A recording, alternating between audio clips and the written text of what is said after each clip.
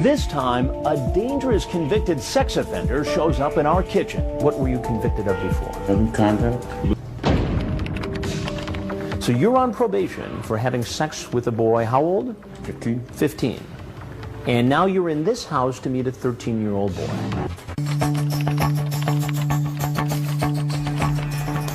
Hey, you out there? Hi. Hey, let me finish brushing my teeth real fast, okay? What happened? I got crap stuck in my teeth. Your feet. We were watching from the next room on the monitor as Robert Lyons came into the backyard and started to open the sliding door to come into the kitchen. Just hang out at the kitchen counter for a second, okay? What happened? Do you want a drink or something? No, it's okay.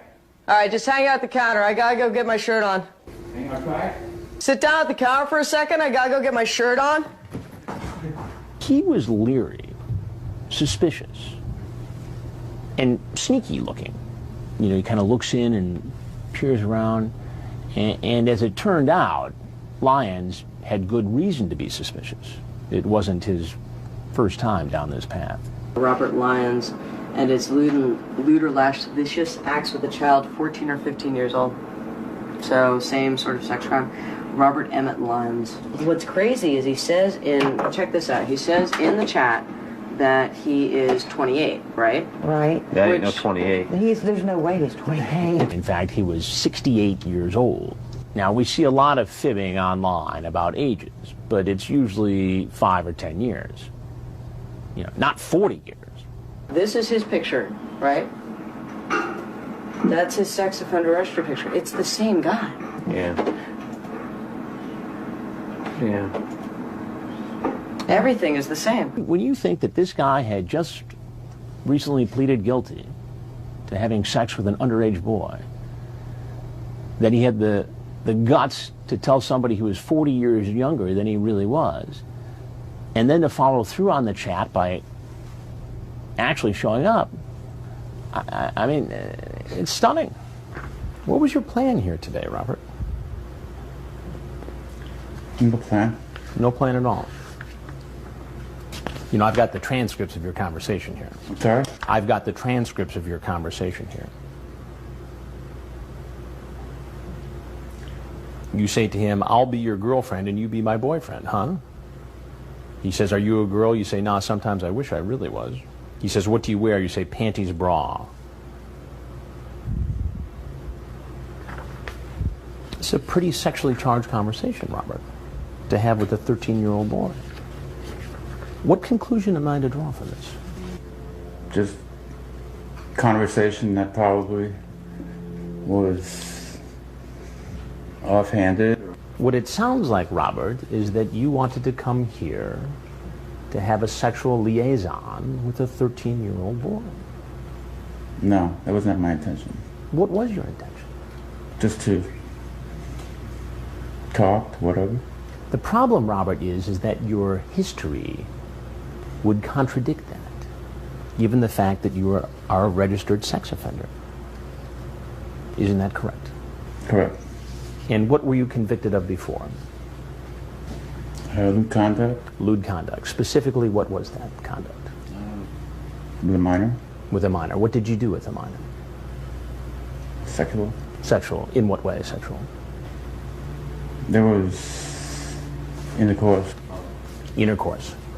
So you had intercourse with a underage boy. Yes.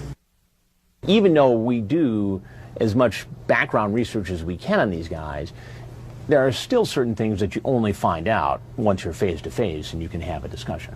So you were convicted of that. How long were you in prison? I'm sorry? How long were you in prison for that offense? I wasn't in prison. You weren't in prison. You got probation? Correct. How long were you on probation? I'm still on probation. You're still on probation now. So you're on probation for having sex with a boy, how old? 15. 15. And now you're in this house to meet a 13-year-old boy. How does that look, Robert? I didn't know he was 13. He said so. He was just coming over to talk and hang out. He was not going to deviate from the script one bit. He was going to stick to his story until the bitter end. What would have happened if I wasn't here, Robert? I don't know. We probably would have talked and met up, that's it. And talked and met up, is that what you did with the 15-year-old boy in the last case? I made a mistake of just, and I didn't even know he was 15. He told me he was 18. What did you learn from your previous mistake?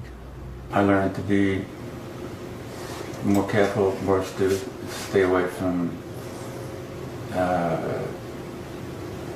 or not to be subjected to either proposition or making propositions to anybody.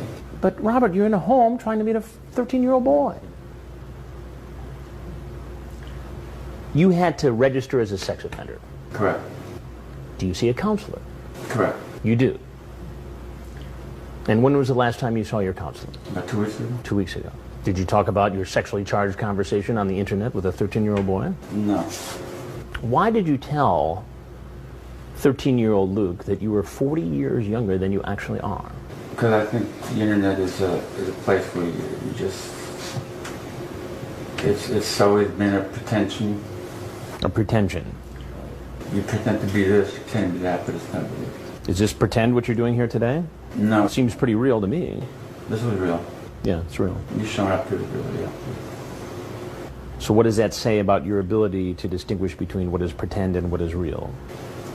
There's a fine line between that. It's kind of a... You know what could happen to you now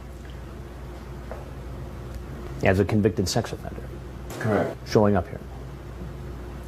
What should happen to you? I'm not really sure. Probably more enforcement of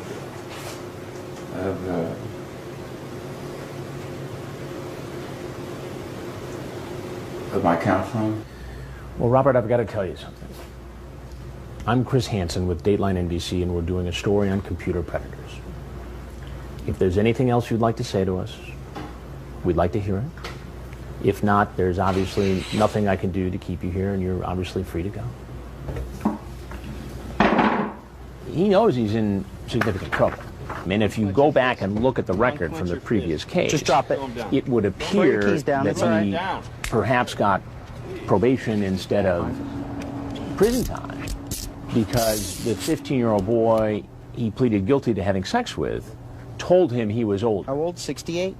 And he wasn't going to catch a break on this one because it said in the transcript this boy was 13. Robert Lyons. Yeah. Oh, I had somebody else. Clearly he's had experience going through the criminal justice system, but it became pretty clear immediately during the police interview that Lyons knew his way around the system and saw no benefit whatsoever in having any meaningful conversation with detectives. Why are you here? Tell me what's going on today. What are you coming over to the house for? At this point, I think I've talked to an attorney on this. Okay.